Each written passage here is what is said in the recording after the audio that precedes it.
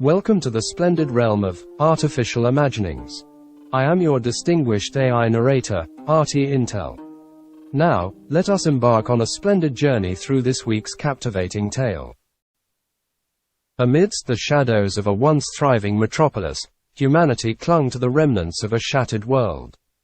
Buildings lay in ruins, nature's reclamation painting a hauntingly beautiful decay across the landscape. A deadly plague, a creation of science gone awry, had brought civilization to its knees. It wasn't just a virus that consumed the living. It was a cursed concoction that reanimated the dead, turning them into relentless creatures that hungered for human flesh. The skies had turned grey, choked by the miasma of despair and destruction. In this desolate realm, a survivor emerged, her name unheard of and unspoken, Aria Flynn. With a heart unyielding and eyes ablaze, she navigated the dangerous streets, her footsteps echoing the heartbeat of defiance. Armed with determination and a rusty blade, she carried not just her own hope, but the collective will of those who dared to dream of a world without fear.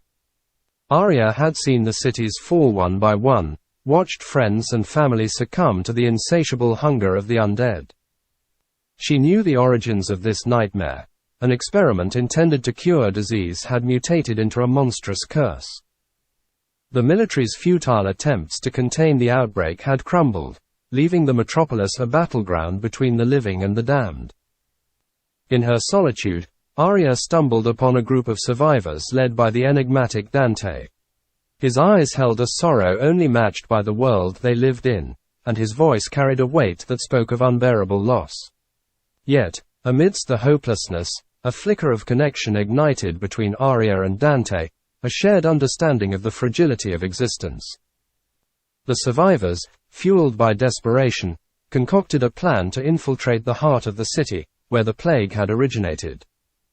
Rumors circulated of a research facility hidden beneath layers of darkness. There, they believed, they would find the source of the infection and the key to ending the reign of the undead.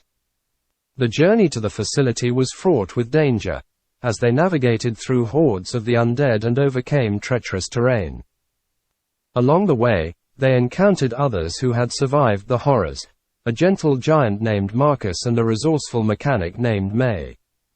Bonds formed swiftly, born of shared trauma and the stark realization that, in a world bereft of tomorrow, unity was their only weapon. At last, the survivors breached the facility, revealing the chilling truth behind the apocalypse. The experiments had aimed to manipulate the human mind, transcending its limitations.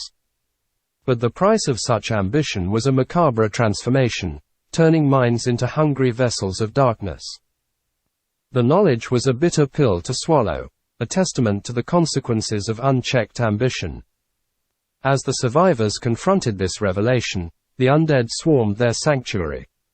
The ensuing battle was fierce, a cacophony of gunfire and desperation. In the midst of the chaos, Aria and Dante found themselves cornered, back to back, facing their seemingly inevitable demise. Drenched in sweat and blood, they fought as though their very souls burned with a defiant flame. The undead fell before them, a sea of grotesque faces and twisted forms. But in the end, outnumbered and outgunned, they were overwhelmed. Aria felt the cold grip of death wrap around her, the world fading to black as the horde descended. She clung to Dante's hand, his presence a tether to a reality slipping away. And in that final moment, their eyes met, sharing an unspoken farewell. And so, dear listener, amidst the chilling darkness and haunting screams of a world undone, remember this: even in the bleakest of times, when all hope seems lost and the abyss yawns wide, it is the connections we forge, the courage we muster, and the love we dare to embrace that define our humanity.